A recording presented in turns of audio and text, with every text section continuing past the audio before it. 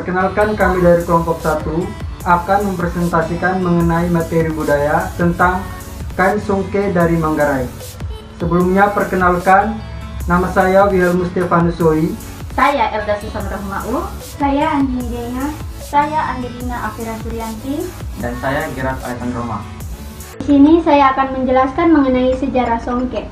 Pada tahun 1613 sampai pada tahun 1640, Kerajaan Gowa Makassar, Sulawesi Selatan pernah berkuasa di hampir seluruh wilayah Manggarai Raya. Pertemuan dengan berbagai macam kepentingan budaya melahirkan sesuatu yang baru bagi kebudayaan orang Manggarai, termasuk di dalamnya masalah berbusana, sehingga kebudayaan dari Makassar sebagainya dibawa ke Manggarai, termasuk juga masalah kain yang dipakai. Orang Makassar menyebut songke dengan sebutan songket, tetapi orang Manggarai lebih mengenalnya dengan sebutan songke. Yang berikutnya, makna songke. Jika ditelusuri dari sisi sejarah, dahulu songke hanya dipakai oleh orang-orang tertentu saja, yang kedudukannya jauh lebih tinggi dari masyarakat biasa, atau disebut juga sebagai golongan bangsawan, yang dimana orang Manggarai disebut sebagai krain atau tuan, juga dain bagi sebutan orang Makassar. Kaum bangsawan itu menganggap bahwa songke merupakan wengkoweki atau kain pelindung tubuh. Dapat dibilang juga bahwa untuk kain songke ini merupakan jejak budaya bagi orang Manggarai. Di sini saya akan menjelaskan proses pembuatan songke. Dulu orang Manggarai ke hutan mencari kapas hutan, atau dalam bahasa Manggarai menyebutnya kampas. Kemudian kapas dipisahkan antara kulit buah, biji, dan kapas yang akan dipakai. Kemudian kapas yang sudah dipisahkan dijemur hingga benar-benar kering dan siap digunakan. Proses pemintalan menggunakan alat pemintal tradisional yang oleh orang Manggarai menyebutnya gasong, atau alat yang terbuat dari sebuah papan berukuran kecil bulat yang di tengahnya dipasang kayu sebesar jari kelingking anak-anak. Kapas kemudian dililitkan pada ujung atas kayu kecil, lalu gasong diputar sambil jari tangan sebelah kiri menyambung kapas-kapas yang terpisah. Proses ini akan mengubah menjadi benang. Benang hasil pintalan kemudian dililitkan pada tubuh gasong sampai alat ini benar-benar tidak kelihatan kayu tengahnya dan sudah dirasa berat. Benang kemudian dipindahkan dari gasong ke alat yang namanya woer, yaitu alat untuk membuat benang menjadi gumpalan-gumpalan berbentuk bulat seperti bola. Akan tetapi, jika benang dipakai untuk menenun sehelai kain, maka langkah telah dilewatkan. Proses untuk menghasilkan benang yang sudah siap dipakai tak hanya sampai di sini. Benang masih harus diwarnai sesuai kebutuhan atau lazimnya warna hitam, menggunakan pewarna alami terbuat dari pohon nila dan arang. Setelah diwarnai, benang dikeringkan. Jika benang hendak dipakai sebagai benang jahit, maka benang harus dipintal, harus terlebih dahulu dilicinkan dengan lilin atau rumah lebah penghasil padatan. Caranya, benang ditempelkan atau ditekan dengan jari pada lilin, kemudian benang ditarik sehingga setiap serat benang menyatu.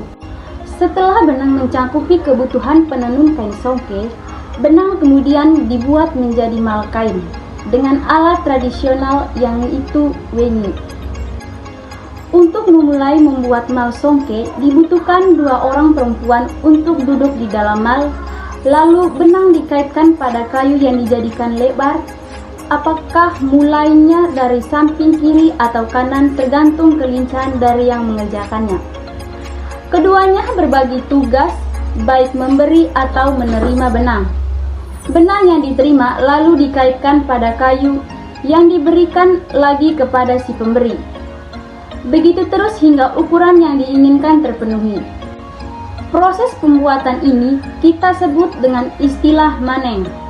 Setelah maneng selesai, mal kain songke atau berang dipindahkan ke alat tenun tradisional. Ketika proses ini sudah dilakukan, maka aktivitas selanjutnya adalah menenun hingga menjadi sehelai kain songke. Proses ini membutuhkan waktu yang lama, sekitar berminggu-minggu atau bahkan berbulan-bulan, tergantung pada ketersediaan benang. Banyaknya motif yang digunakan, kemahiran si penenun songke.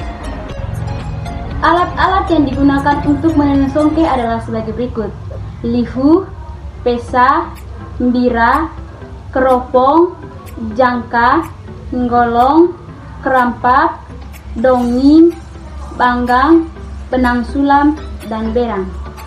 Yang berikut nilai songke. Warna dasar benang yang dipakai dalam penenunan songke adalah warna hitam, yang bagi orang Manggarai warna hitam melambangkan arti kebesaran dan keagungan serta kepasrahan bahwa semua manusia pada suatu saat akan kembali kepada Mori Kraeng atau Sang Pencipta. Sedangkan warna benang untuk sulam umumnya warna-warna yang mencolok seperti merah, putih, oranye, dan kuning. Motif yang dipakai pun tidak sembarang. Setiap motif mengandung arti dan harapan dari orang Manggarai dalam hal kesejahteraan hidup, kesehatan, dan hubungan baik antara manusia dengan sesama, manusia dengan alam, maupun manusia dengan Sang Pencipta. Berikut beberapa motif yang dipakai dalam penenunan kain songke dan maknanya. Yang pertama ada motif bela kabu atau bunga kapuk, bermakna berkaitan antara manusia dengan alam sekitarnya.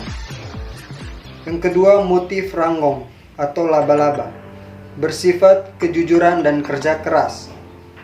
Yang ketiga motif jui atau garis-garis batas, pertanda keberakhiran segala sesuatu, yaitu segala sesuatu yang ada akhirnya ada batasnya. Yang keempat ada motif tala atau bintang, terkait dengan harapan yang sering dikumandangkan dalam tudak, yaitu doa poros langkas haeng tala, supaya senantiasa tinggi sampai ke bintang. Maksudnya agar senantiasa sehat, diberikan umur yang panjang, dan memiliki ketinggian pengaruh lebih dari orang lain dalam hal membawa perubahan hidup. Yang berikut ada motif bela rungu atau bunga rungu, yang melambangkan bahwa orang Manggarai bagaikan bunga kecil tapi memberikan keindahan dan hidup di tengah-tengah masyarakat. Karena nilai estetis dan terapan yang sangat tinggi, modal yang dikeluarkan untuk membeli kain ini sangat fantastis. Kembali lagi pada ukuran dan jenis kesulitan dalam menenun. Tradisi songke, sejauh yang kami amati hingga saat ini, tidak ada kriteria atau syarat yang dituntun, bahkan upacara adat dan ritual khusus atau tradisi untuk mengizinkan seorang memakai atau menggunakan kain songke. Siapa saja dapat memakai songke selama tidak mengurangi rasa hormat. Dengan kata lain, tidak ada tradisi khusus untuk dapat mengenakan kain songke. Demikian video presentasi dari kami. Sekian dan terima kasih.